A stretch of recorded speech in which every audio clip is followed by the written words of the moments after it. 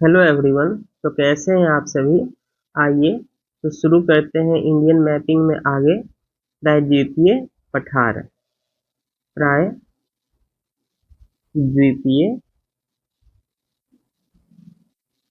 पठार। ठीक है। सबसे पहले देखिए, प्रायद्वीपीय पठार जो बना था वो कैम्ब्रियन एरा में बना था। ठीक है। कैम्ब्रियन काल में इसका निर्माण हुआ। आर्कियन रॉक से बने हुए हैं। आर्कियन चट्टान और ग्रेनाइट और नाइस है। ठीक है। और जैसे जैसे हम प्रायद्वीपीय पठार में पश्चिम से पूरब की ओर जाएंगे, पश्चिम से पूर्व की ओर, तो ऊंचाई कम होती जाएगी। ठीक है। सुविधा के लिए कई भागों में बांटते हैं। तो सबसे पहले केंद्रीय उच्च भूमि।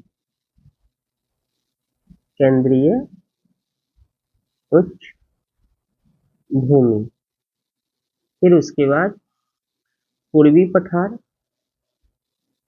पूर्वी पठार। उसके बाद हम इसे उत्तर पूर्वी पठार में बांटते हैं। फिर इससे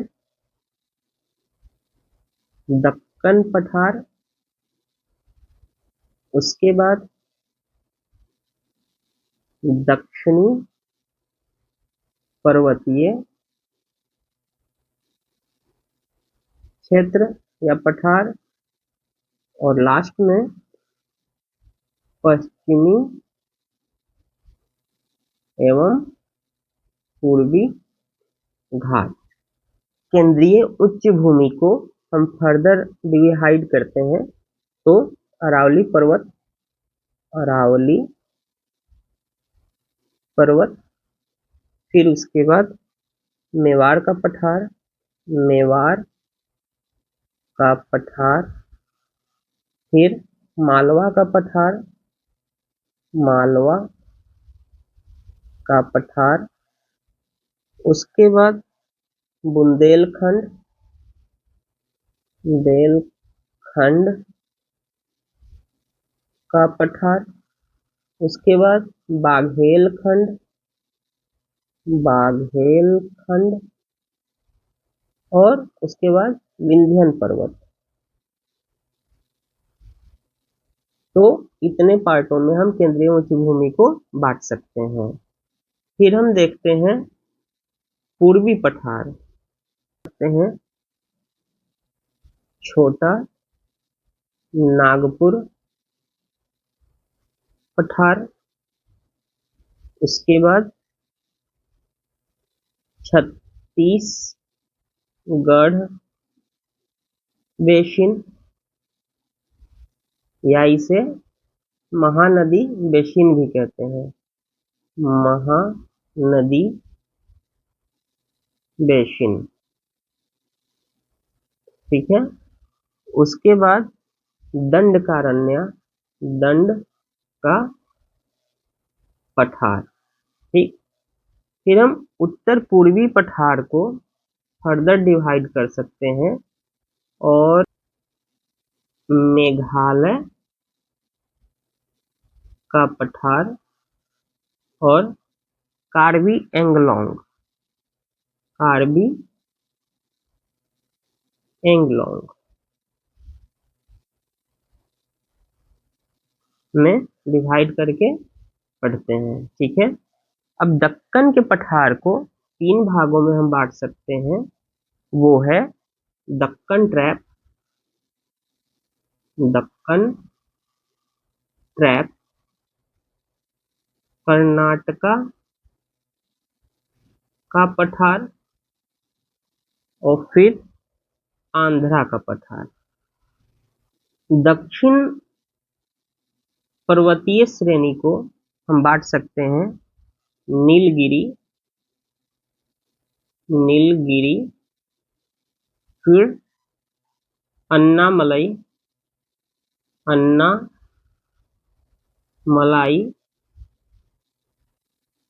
फिर कार्डमम, कार्डमम एंड पालनी। तो इतने भागों में हम इसको डिवाइड करके पढ़ते हैं। तो क्या हुआ, प्रायद्वीपीय पठार कैम्ब्रियन काल में निर्मित हुआ है।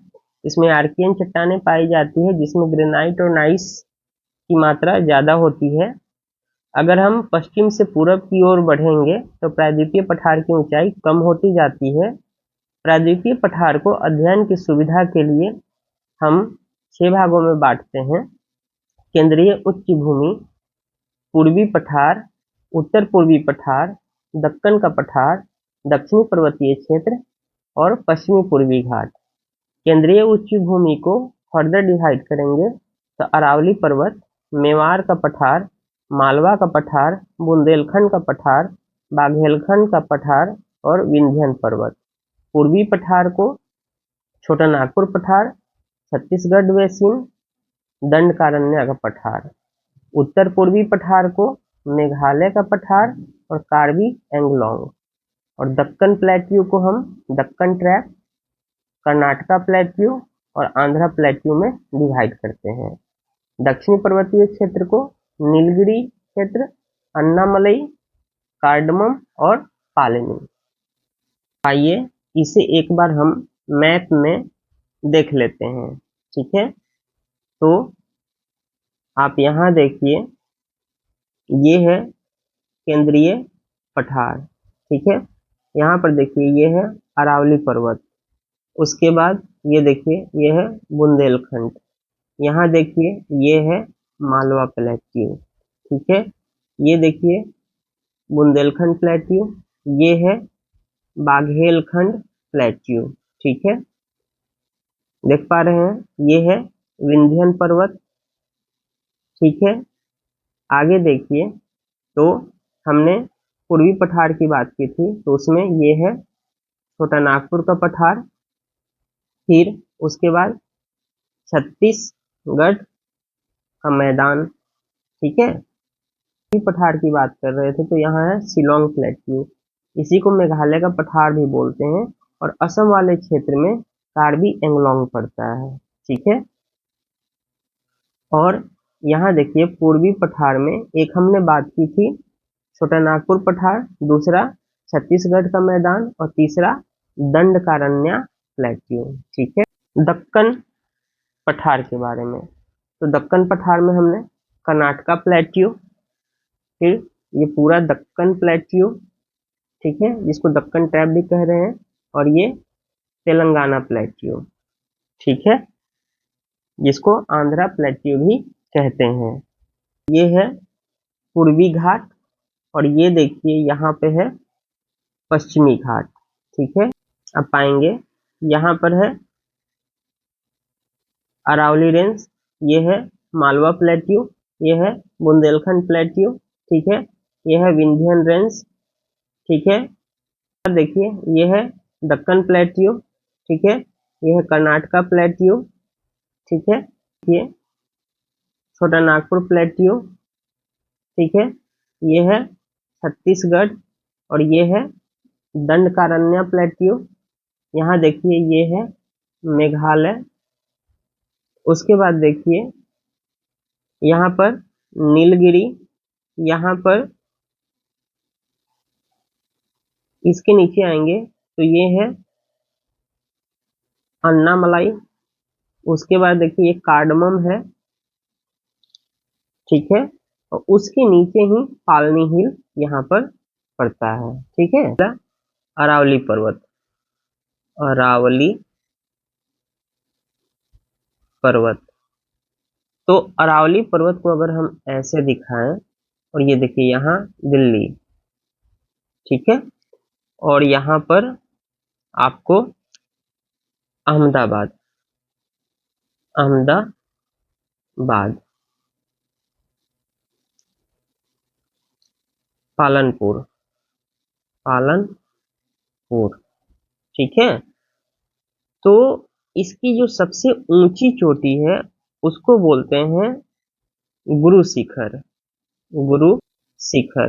ठीक है, और इसकी जो ऊंचाई है वो 1772 मीटर है। और ये कहाँ अवस्थित है? तो माउंट माउंट आबू में। ठीक है, दूसरी चीज क्या है कि जो अरावली पर्वत है वो अवशिष्ट वलित पर्वत है। क्या है? वलित पर्वत।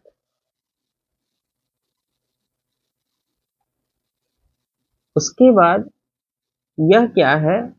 विश्व के प्राचीनतम विश्व के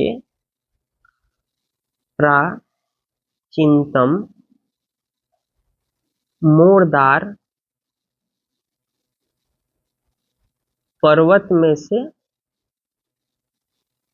एक है। ठीक है, ठीक है, तो पश्चिम के साइड में राजस्थान बांगर का क्षेत्र है। इसके पश्चिम में क्या है? राजस्थान बांगर। ठीक है, और इसके पूरब में इस साइड में मेवाड़। ठीक है, इसके पूरब में क्या हो गया? मेवाड़ का पठार। ठीक, तो इस क्षेत्र से एक नदी निकलती है, इससे अरावली पर्वत श्रृंखला से, वो है बनास। ठीक है, और बनास रिवर जो है चंबल की सहायक नदी है। ठीक है, इसके अलावा लूनी रिवर, एक रिवर कौन है? लूनी। यह राजस्थान के मैदान की एक महत्वपूर्ण नदी है जो राजस्थान बांगर थार मरुस्थल से होते हुए, ये किधर से? थार मरुस्थल से होते हुए कहाँ जाती है? गुजरात के रन ऑफ कच्छ में, रन ऑफ कच्छ में जाकर समाप्त हो जाती है। इसे हम क्या बोलते हैं? अंतःस्थलीय अपवाह का ये उदाहरण है। अंतःस्थलीय